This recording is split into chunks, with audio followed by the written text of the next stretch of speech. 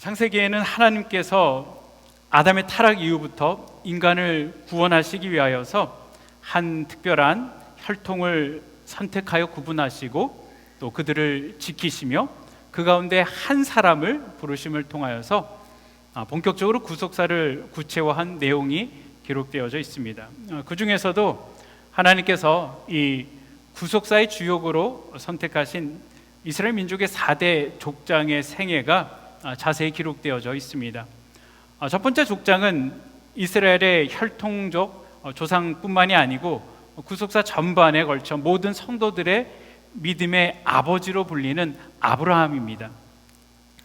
하나님께서 창세기 12장에서 아브라함을 부르신 사건은 창세기의 중요한 전환점이 되는 그런 사건입니다. 하나님은 아브라함에게 땅과 또한 자손과 복을 약속해 주셨습니다. 그리고 하나님은 약속을 지키십니다.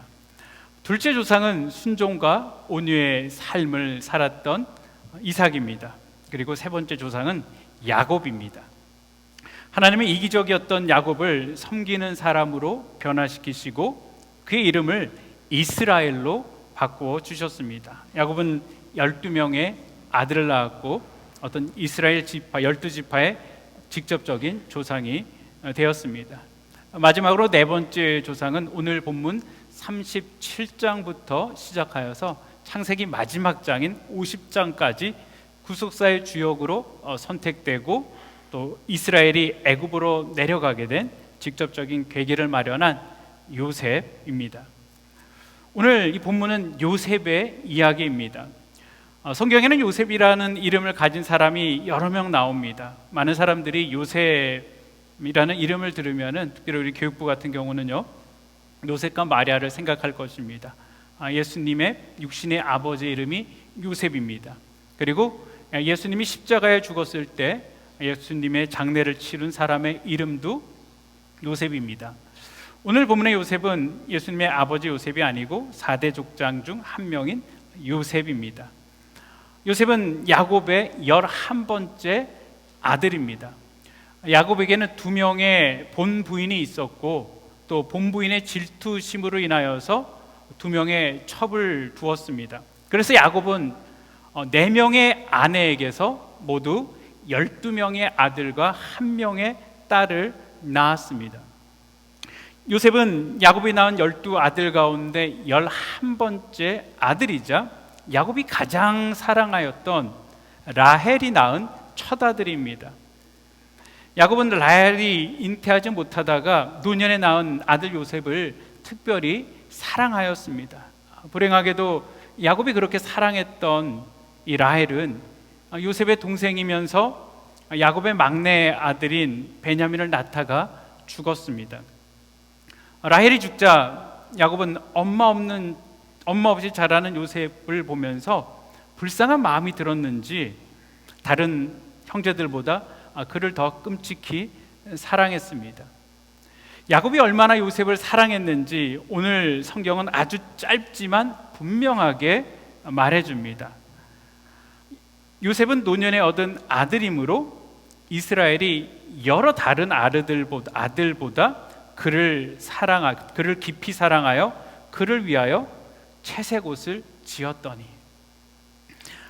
야곱은 요셉에게 당시 귀족이나 아니면 큰 부자가 아니면 입을 수 없는 채색 옷을 직접 만들어서 입혔습니다. 어떤 주석에 보면은 당시 채색 옷은 그 부족의 가운데 딱 2사람만 입을 수 있었다고 합니다. 그 2사람은 한 명은 족장과 바로 그의 후계자입니다.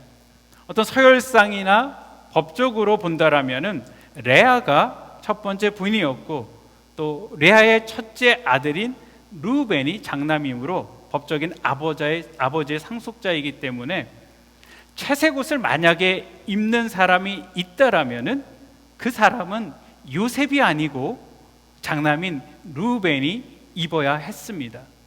그러나 야곱은 요셉이 어릴 적부터 그에게 채색 옷을 입힘을 통하여서 요셉에 대한 그의 생각을 은연중에 나타내었고, 이런 야곱의 행동들은 요셉이 형들에게 미움을 받는 이유가 되었습니다. 오늘 보면 4절은 요셉에 대한 아버지의 사랑과 명확하게 대조되어지는 형들의 반응이 나와 있습니다. 그 형들이 아비가 형제들보다 그를 사랑함을 보고 그를 미워하여 그에게 언사가 불편하였더라. 언사가 불평하였다라는 것은 형제들이 요셉에게 아주 일상적인 인사말인 샬롬조차도 할 수 없을 만큼 어떤 관계가 악화되었음을 보여주는 것입니다. 같은 집에서 아침에 일어나 서로의 얼굴을 마주 봤을 때 굿모닝, 또 잘 잤어 라는 인사를 너무나 쉽게 할 수 있는데, 형들은 어린 요셉이 얼마나 미웠던지 그 일상적인 인사마저도 하지 않고 그를 외면했다라는 것입니다. 형제들이 요셉을 왕따를 시켰다라는 것이죠. 특별히 야곱의 첫째 부인인 이 요셉의 어머니 라헬의 언니였던 레아의 자식들이 요셉에 대한 미움이 더 심했던 것 같습니다. 그래서 요셉은 레아가 난 형제들과 함께 양을 치는 것이 아니고, 오늘 본문 2절에 보면은 요셉이 두 첩인 비라와 실바의 아들들과 더불어 함께 양을 돌봤다라고 말을 하고 있습니다. 요셉은 형들과 함께 일을 하면서 그들이 잘못한 일들이 있으면은 아버지께 가서 형들의 잘못을 다 말하였습니다. 여기서 말하는 잘못은 어떤 형들의 일반적인 실수가 아니고 어떤 도덕적인 악함들과 실질적으로 어떤 해로운 행동을 하는 것입니다. 여러분, 이 일이 구체적으로 어떤 일인지 우리는 모릅니다. 그러나 요셉은 이 악한 일에 형제들과 동참하기보다는 그것들을 거부하고 그것을 아버지에게 그들의 악함을 고함을 통하여서 그가 어릴 적부터 바른 신앙을 소유했다라는 것을 알려줍니다.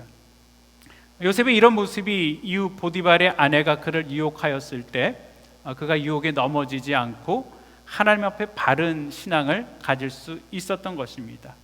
그러나 요셉의 이런 모습은 이 형제들의 미움을 받는 또 다른 이유가 되었습니다. 그러던 중에 형들의 마음에 기름을 붓는 그런 일이 생겼습니다. 하루는 요셉이 참 신기한 꿈을 꾸었습니다. 그리고 자신의 꿈이 너무나 신기해서 그 꿈 이야기를 형들에게 너무 하고 싶었습니다. 그래서 요셉이, 형님들 제발 제가 신기한 꿈을 꿨는데 제 꿈을 한번 들어보실래요? 요셉은 형제들이 관심 없어 하는데도 자기 기분에 취해서 자신의 꿈 이야기를 형들에게 합니다. 세상에 우리가 밭에서 곡식단을 이렇게 묶고 있는데 제 단은 우뚝 서고 형들이 묶은 단이 제 묶은 단 주변에 서서 제가 묶은 단에게 절을 하였습니다. 요셉은 꿈이 너무나도 신기했기 때문에 신이 나서 꿈 이야기를 형들에게 했지만 형제들은 그 요셉의 꿈 이야기를 듣고 더 화가 났습니다. 그래서, 아니, 아버지가 너에게 채색 옷을 입혀준다고 해서 너는 정말 우리의 왕이라도 할 셈이냐? 너가 정말 우리를 다스릴 셈이냐라고 그에게 꾸짖었습니다. 요셉에게 피해의식을 가지고 있었던 형들은 요셉의 꿈 이야기를 듣고 더 예민해졌고, 형들은 이 일로 인하여서 요셉을 더 미워하였습니다. 그리고 얼마 후 요셉은 또다시 다른 꿈을 꾸었습니다. 이번에는 아버지와 형들이 함께 있는 자리에서 자신의 꿈 이야기를 합니다. 글쎄, 또 내가 꿈을 꾸었는데 이번에는 해와 달과 11별이 내게 절을 했어요. 당시 사회 문화적으로는요, 해와 달은 부모를 상징하는 것입니다. 그러자 야곱은 요셉의 그 꿈 이야기를 듣고 그를 혼을 내며 말합니다. 내가 꾼 꿈이 대체 무엇이냐? 그래, 너와 내 어머니와 나와 내 형제들이 참으로 너에게 나아가서 땅에 엎드려서 절을 하라는 말이냐? 야곱은 요셉에게 혼을 내면서 다시는 그런 말을 하지 말라라고 이야기를 했습니다. 그러나 야곱은 자신도 과거에 형 에서를 피해 집을 나와 도망갔을 때 하나님께서 꿈을 통하여서 환상을 보여주시기 때문에 비록 요셉을 혼내기는 했지만 야곱은 요셉의 말을 그의 마음에 담아두었습니다. 얼마의 시간이 지났을까요? 요셉은 집에 있었고 다른 형제들은 세겜으로 양을 치러 갔습니다. 야곱은 요셉을 불러서 세겜에 양을 치던 그 형들이 잘 있는지 보고 오라고 했습니다. 그럼 세겜은 야곱 가족이 가나안으로 들어올 때 잠깐 머물렀던 곳입니다.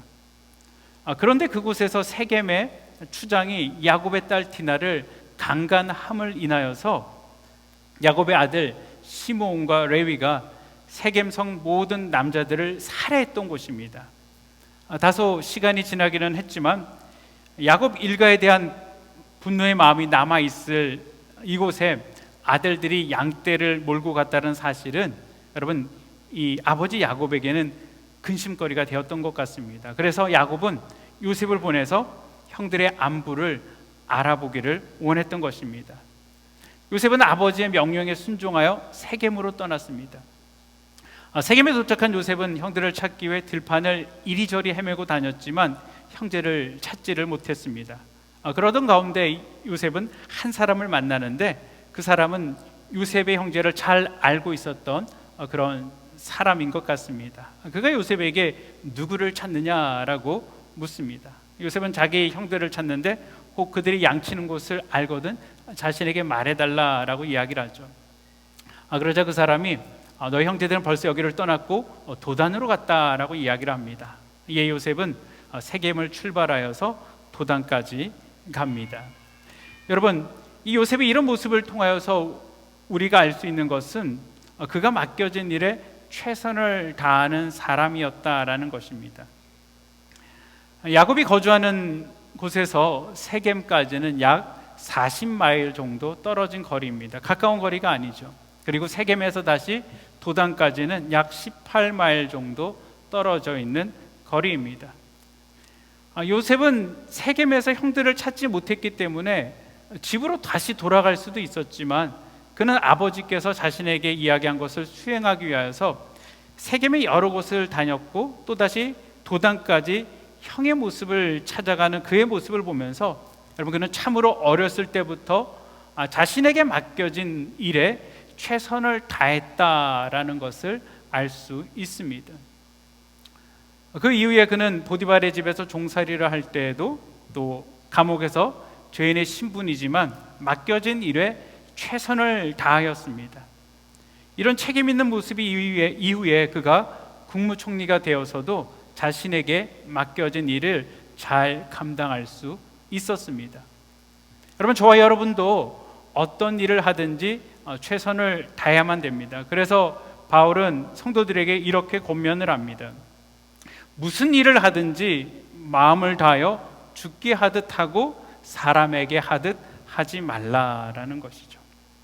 한편 형들은 양을 치다가 저 멀리 요셉이 오는 것을 보고 그를 미워함으로 죽일 계획을 세웠습니다. 저기 꿈쟁이가 오는구나. 요셉을 죽이고 구덩이에 던지고 아버지에게 가서 악한 짐승이 그를 잡아먹었다고 하자. 그리고 그의 꿈이 어떻게 되는지 보자라고 형제들끼리 이야기합니다. 형제들이 요셉을 죽이기 위해서 서로 말을 주고받을 때 그래도 맏형 루벤이 그것을 듣고 동생들을 이렇게 진정을 시키죠. 그리고 우리가 그의 생명은 해하지 말자. 피를 우리가 흘리지 말자. 요셉을 그냥 광야 구덩이에 던져놓고 우리가 손을 대지 말자라고 했습니다. 루벤의 생각은 나중에 기회를 봐서 요셉을 구해서 그를 집으로 다시 돌려보내려고 했던 것 같습니다. 형들은 요셉이 오자 그의 회색 옷을 벗기고 물이 없는 빈 구덩이에 그를 던졌습니다. 그리고 자기들끼리 아무렇지도 않은 듯 음식을 먹던 중에 그때 마침 이스마엘 상인들이 낙타에 향품과 유황과 모략을 싣고 애굽으로 내려가는 것을 그들이 보았습니다. 그때 네 번째 형이었던 유다가 형제들에게 이야기를 하죠. 그래도 요셉이 우리 동생인데 그를 죽이고 그의 피를 덮어버린다고 해서 무슨 이득이 있겠느냐. 그러니 우리가 죽이지 말고 요셉을 이스마엘 상인들에게 팔아버리고 우리는 손을 대지 말자라고 이야기합니다. 그래도 우리가 같은 동생이고 같은 핏줄이 아니냐라는 것이죠. 형제들은 이 유다의 말을 따르기로 하고 지나가는 미디안 상인들에게 은 20개를 받고 요셉을 팔았습니다. 여러분, 그때 루벤은 그 자리에 없었습니다. 나중에 루벤이 구덩이에 가서 요셉이 없는 것을 보고 옷을 찢으며 형제들에게 돌아가서 얘가 없어졌다, 난 이제 어디로 가겠느냐라고 울부짖는 모습을 우리가 발견할 수가 있습니다. 요셉의 형제들은 수염소 한 마리를 죽여서 그 요셉의 피를 그의 피를 요셉의 옷에 묻혔습니다. 그리고 그것을 아버지에게 가져가서 우리가 이것을 주었는데 아버지의 아들이 오신지 한번 보십시오라고 이야기합니다. 여러분, 이것이 그 형제들의 악한 모습입니다. 야곱이 곧 이 요셉의 옷을 알아보죠. 그리고 야곱은 슬퍼합니다. 울면서 이건 내 아들의 옷이다. 악한 짐승들을 그를 먹였다라는 거죠. 요셉이 정녕 찢겼다라고 하고 자기 옷을 찢고 굵은 베옷을 허리에 두르고 오랫도록 아들을 위해서 애통을 합니다. 이 형제들의 잘못으로 인하여서 아버지의 마음은 갈기갈기 찢어졌던 것입니다. 사랑하는 성도 여러분, 이 야곱의 가문은요, 하나님께서 선택하시고 구별하신 언약 가문입니다. 야곱의 12 아들들은 모두 다 함께 선민 혈통에 속한 자들입니다. 아주 특별한 그런 자들입니다. 여러분, 이들은 하나님이 아브라함에게 주신 땅의 후손의 언약을 계승한 바로 첫 세대입니다. 그런데 여러분, 이 선택받고 구별되어진 언약 가문에 끔찍한 일이 생겼습니다. 형제 사이의 미움의 문제들 때문에 살인과 인신매매라는 엄청난 죄를 지은 것입니다. 여러분, 이것이 우리에게 던져주는 메시지가 무엇일까요? 이스라엘 민족이 다른 세계 모든 민족 중에 선택되어진 것은 그들이 다른 민족들보다 특별한 어떤 공로가 있었다라는 것이 아닙니다. 이들은 너무 악한 모습으로 나타나고 있습니다. 어떻게 형제들끼리 그렇게 할 수가 있습니까? 라는 생각을 하게 됩니다. 제가 만약에 하나님이었다라면요, 이들에게 복을 주는 것이 아니고 심판을 내릴 것입니다. 그런데 하나님은 이 가문을 택하셨고 타락한 모든 민족 가운데 이스라엘을 무조건적으로 선택해 주심을 통하여서 우리의 하나님의 무조건적인 은혜가 무엇인지를 자세하게 보여주셨습니다. 여러분, 우리도 마찬가지입니다.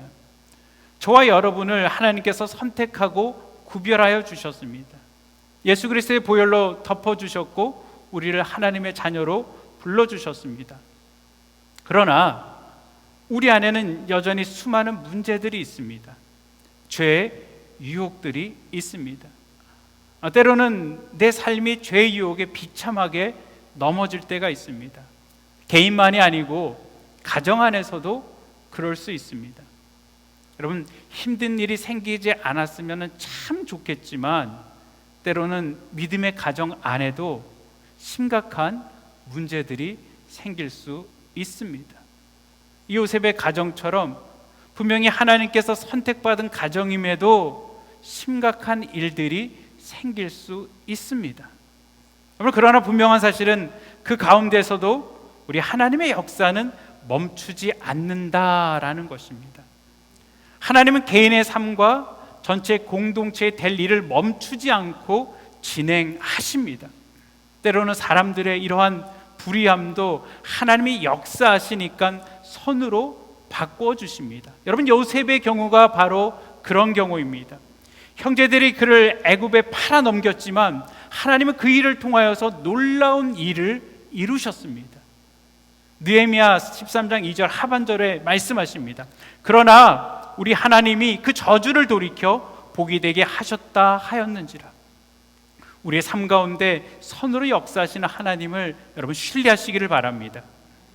오늘 본문의 말씀은 하나님께서 요셉에게 주신 꿈에 관한 말씀입니다. 우리는 요셉하면 꿈꾸는 사람으로 기억합니다. 37장, 오늘 보면 37장 19절에 보면은 요셉의 형들이 요셉을 부르기를 꿈꾸는 자가 오는도다 라고 합니다. 여러분, 하나님은 하나님의 백성들에게 꿈을 주십니다. 그것은 한 사람도 예외가 없습니다. 모든 성도들은 하나님이 주시는 꿈을 성취하기 위해 부름받은 사람들입니다. 성경 곳곳에는 그것을 너무나도 분명하게 증명해주고 있습니다. 하나님은 아브라함에게 꿈을 주셨습니다.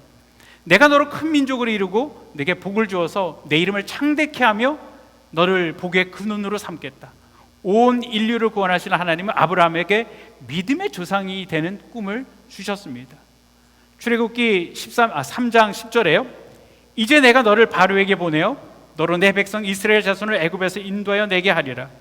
출애굽이라는 크신 구원의 사역을 위하여서 신의 광야에서 양을 치던 80세의 노인 모세를 부르셔서 하나님 백성을 구원하는 꿈을 허락하여 주셨습니다. 모세가 죽은 이후에 하나님은 여호수아에게 꿈을 주셨습니다. 여호수아 1장 2절 말씀에요. 내 종 모세가 죽었으니 이제 너는 이 백성으로 더불어 일어나 이 요단강을 건너 내가 그들에게 줄 이스라엘 자손에게 주는 땅으로 가라라고 말씀하십니다. 또한 사도행전 9장 15절을 보면 부활하신 주님은 사도 바울에게 꿈을 주십니다. 이 사람은 내 이름을 이방인과 임금들과 이스라엘 자손들 앞에 전하기 위하여 택한 나의 그릇이니라. 복음을 듣지 못한 세상의 모든 이방인들과 임금들과 그리고 이스라엘 자손들에게 예수 그리스도의 구원의 복음을 전하는 주님의 택하신 그릇으로서의 영광스러운 꿈을 그에게 허락하여 주셨습니다. 여러분, 저와 여러분에게도 하나님은 꿈을 주십니다. 그래서 성경은 이렇게 말씀하십니다. 빌립보서 2장 13절에요. 너희 안에 행하시는 이는 하나님이시니 자기의 기쁘신 뜻을 위하여 너희로 소원을 두고 행하게 하시느니라. 하나님은 우리 안에 꿈을 주셨고 우리는 그 꿈을 갖고 하나님의 꿈을 이루기 위하여 사는 것입니다. 그러므로 우리의 문제는 하나님이 우리에게 꿈을 주시지 않은 것이 여러분 문제가 아닙니다. 반복하여 말씀드리지만 하나님은 모든 성도들에게 꿈을 주십니다. 문제는 하나님이 우리에게 꿈을 주셨지만 하나님의 주신 꿈을 내가 알지 못하는 것이 여러분 문제입니다. 하나님께서 꿈을 주시는데 하나님의 주신 꿈에 내가 관심이 없는 것이 여러분 문제입니다. 하나님께서 우리에게 꿈을 주셨는데 하나님의 그 주신 꿈을 소홀히 여기고 여러분 외면하는 것이 문제입니다. 사랑하는 성도 여러분, 믿음은 하나님이 주시는 꿈에 대한 확신과 반응입니다. 히브리서 11장은 우리가 믿음에 대해서 이렇게 말을 합니다. 믿음은 바라는 것들의 실상이요 보지 못하는 것들의 증거니. 여러분, 바라는 것이 무엇일까요? 바라는 것은 다른 말로 표현한다라면은 꿈입니다. 지금 내가 보지 못하는 것은 무엇입니까? 여러분, 꿈입니다. 내가 지금 보이지 않지만 바라는 것, 하나님께서 내 마음에, 우리 마음에 주시는 소원, 그것이 꿈입니다. 그러므로 하나님이 주신 그 꿈을 갖고 그 꿈의 성취를 확신하고 꿈의 성취를 위하여서 실천하고 헌신하는 것이 여러분 믿음입니다. 히브리서 11장에 아브라함은 부르심을 받을 때 갈 바를 알지 못하고 나아갔다라고 합니다. 여러분, 어떻게 아브라함이 이렇게 나아갈 수 있었을까요? 하나님이 주신 꿈, 약속이 있었기 때문입니다. 사라는 나이가 늙어 단산하였으나 잉태할 힘이 없어 하늘의 허다한 별과 해변의 무수한 모래같이 많은 생육하고 번성한 민족의 어머니가 되었다라고 합니다. 잉태할 수 없는 자가 되었다라는 것이죠. 어떻게 그렇게 할 수가 있었을까요? 그것은 열국의 어미가 되리라는 하나님이 주신 꿈, 하나님의 약속이 있었기 때문입니다. 요셉은 그가 죽을 때 이스라엘 자손에게 장차 애굽을 떠날 것을 말하고 또 그때 자기 해골을 반드시 출애굽할 때 가지고 나갈 것을 명령합니다. 여러분, 어떻게 요셉이 그렇게 명령할 수 있었을까요? 하나님이 하나님의 백성을 구원해 주실 것이다라는 꿈, 하나님의 말씀이 있었기 때문입니다. 성경에는 모세와 여호수아, 사무엘, 다윗, 엘리야, 아모스, 호세아, 이사야, 미가 등등 모든 믿음의 사람들은 하나님이 주신 꿈, 하나님이 주신 말씀을 가지고 미래를 향해 사는 사람이었습니다. 여러분, 하나님은 우리 모든 한 사람 한 사람 각자에게 맞는 꿈을 꼭 주시고 이루십니다.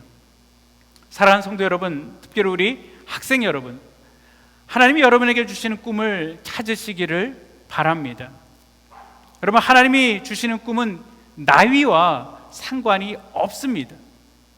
아브라함은 하나님께 믿음의 조상이 되리라는 그 약속을 받았을 때 여러분, 그의 나이는 75세였습니다. 모세가 애굽에 있는 하나님의 백성을 구원하는 꿈, 그 말씀을 받았을 때 여러분, 그의 나이는 아브라함보다 5살이 많은 80세였습니다. 갈렙이 하나님의 약속의 말씀에 따라 헤브론을 정복할 꿈을 안고 진군할 때 여러분, 그의 나이는 모세보다 5살이 많았던 85세의 노인이었습니다. 여러분, 하나님이 주시는 꿈은 나이와 상관이 없습니다. 성경은 오히려 마지막 때 노인들에게 꿈을 꿀 것이다 라고 말씀하고 계십니다.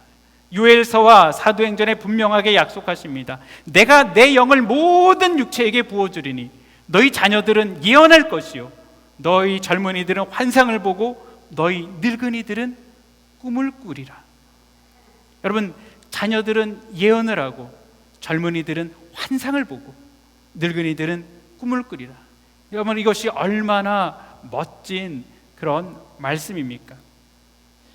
어린 자녀들이 하나님의 말씀으로 예언을 하고 우리 젊은이들이 하나님의 영에 감동되어 환상을 보면서 또 우리 믿음의 어른들이 하나님의 미래에 이루어 주실 여러분 꿈을 꾼다라면, 그래서 우리 한인 기독교의 성도들이 이런 어린 자녀부터 노년에 이르기까지 모두가 꿈을 꾸고 그 꿈을 성취하기 위하여서 함께 믿음으로 나아간다라면은 여러분, 이보다 더 멋지고 신나고 아름다운 신앙 공동체가 어디에 있겠습니까? 저는 요즘 기도하면서 하나님 주시는 분명한 감동이 있습니다. 그것은 우리 하나님께서 모세와 같이 여러분 준비된 주의 종을 우리에게 보내주실 것입니다. 여러분, 믿으시기를 바랍니다. 하나님은 지금 준비하고 계십니다. 여러분, 그러면 우리의 삶에 주님의 소원들, 여러분 꿈을 우리는 어떻게 성취할 수 있을까요? 어떤 사람들은 자신의 목적을 이루기 위하여서 수단과 방법을 가리지 않고 일하는 사람들이 있습니다. 뭐로 가도 서울만 가면 된다라는 말이 가지고 방법이 어찌 됐던 그냥 원하는 일만 성취된다라면은 된다라는 사고를 가진 사람들이 있습니다. 여러분, 우리 주님은 무엇을 이루었냐보다는요 더 중요하게 보시는 것이 있습니다. 그것은 주님은 우리가 어떻게 주님을 꿈을 성취해 나가는지 그 과정을 중요하게 보십니다. 디모데후서 2장 5절에는요 경계하는 자가 법대로 경계하지 아니하면 면류관을 얻지 못할 것이며 라고 말씀합니다. 경계할 때 경계의 룰을 지키는 것이 굉장히 중요합니다. 아무리 좋은 성과를 얻었다 하더라도 경계의 룰을 어기면은 실격 처리가 됩니다. 하나님은 우리에게 꿈을 주시고 또 주신 꿈도 이루어 주실 분이십니다. 그렇다면 우리는 그저 감나무 아래서 감이 떨어지기만을 기다리기만 하면 되는 것일까요? 여러분, 하나님이 주셨기 때문에 시간만 지나면은 저절로 꿈이 이루어지는 것일까요? 결코 그렇지 않습니다. 우리가 해야 할 일들이 있습니다. 하나님이 꿈을 주신다고 해서 여러분 그 꿈이 곧바로 현실로 이루어지는 것이 아닙니다. 야곱의 경우를 보면은 그의 꿈이 이루어지기까지 20년이라는 고난의 세월들이 있었습니다. 창세기 31장 40절에 그가 이렇게 이야기하죠. 내가 이와 같이 낮에는 더위를 무릅쓰고 밤에는 추위를 당하며 눈붙일 겨를도 없이 지내었나이다. 그는 20년을 하루같이 이런 고생을 잘 이겨냈습니다. 여러분, 어떻게 야곱이 이렇게 이겨낼 수 있을까요? 그것은 하나님께서 땅을 주시겠다는 꿈이 꼭 이루어질 것을 믿고 그 꿈을 붙들고 살았기 때문입니다. 그는 하나님께서 주신 꿈에 대한 믿음이 있었기 때문에 모든 환경을 이겨내며 살 수 있었습니다. 야곱의 외삼촌 라반은 야곱을 여러 번 속이기도 하고 품삯을 10번이나 바꿔치기를 하였습니다. 여러분, 그래도 힘이 없었던 야곱은 꼼짝없이 그 삼촌에게 당할 수밖에 없었습니다. 야곱은 그런 어려운 환경이었지만 환경이 따라주지 않는다라고 불평하거나 그 환경 때문에 여러분 꿈을 잃지를 않았습니다. 삼촌에게 속아서 20년을 고생을 할 때 그의 마음 가운데 그만두고 싶은 마음이 여러분 왜 없었겠습니까? 그가 그런 상황 가운데서도 그만두지 않고 견딜 수 있었던 것은 그에겐 하나님의 약속, 여러분 꿈이 있었기 때문입니다.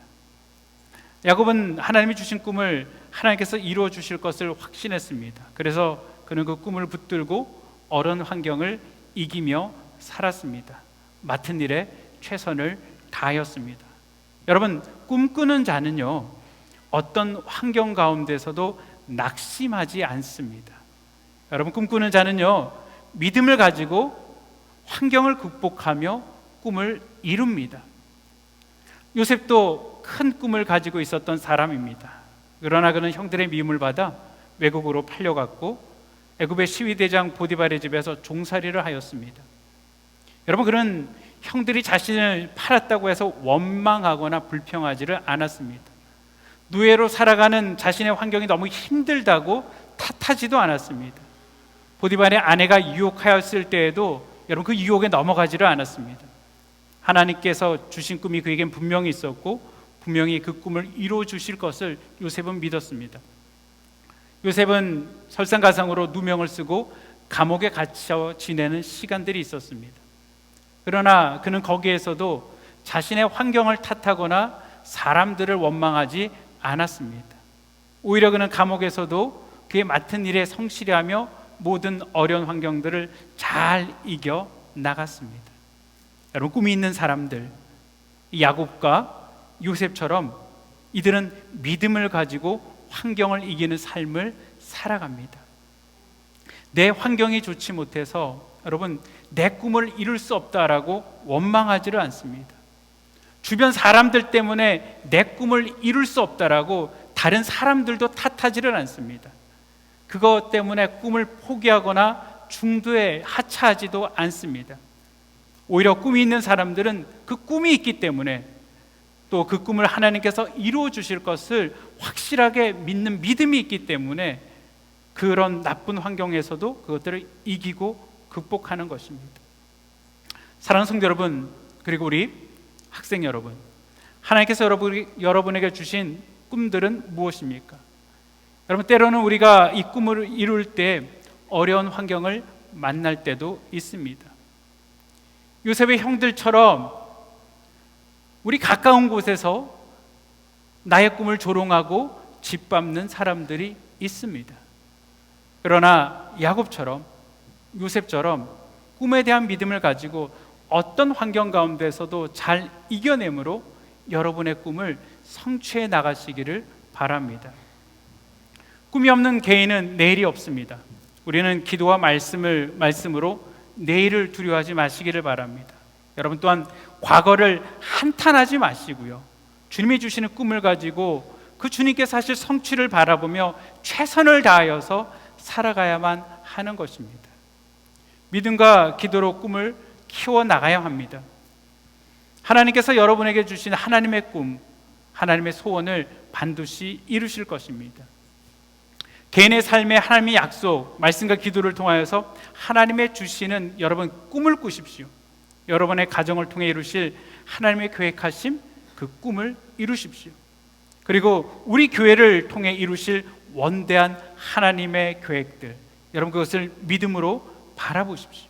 우리가 모두 꿈을 갖고 하나님의 소망을 두고 우리가 하나님을 사랑하고 하나님을 즐거워하고 하나님을 신뢰하며 환경 가운데서 인내하며 꿈을 성취하시는 여러분이 되시기를 주님의 이름으로 축복드립니다. 기도하시겠습니다. 사랑과 은혜가 많으신 아버지 하나님, 감사를 드립니다. 택하신 백성들에게 아버지의 꿈을 주시고 그 소원을 이루게 하심에 감사를 드립니다. 주님, 우리 안에 주님이 주시는 꿈을 명확하게 보게 하여 주시옵소서. 나를 향한, 우리 가정을 향한, 그리고 우리 교회를 향한 분명한 계획과 또 우리를 통해 이루기를 원하시는 주님의 마음을 깨닫고 우리가 믿음과 인내로 이루게 하여 주시옵소서. 주님, 특별히 우리 교회 안에 믿음의 소망이 넘쳐나게 하옵소서. 과거를 한탄하지 말게 하시고 미래를 두려워하지 않고 주님 안에서 큰 꿈을 꾸게 하시고 주께서 하시는 일의 증인들이 되게 하여 주시옵소서. 특별히 우리 학생들이 주님 하나님 안에 큰 꿈을 품게 하여 주시옵소서.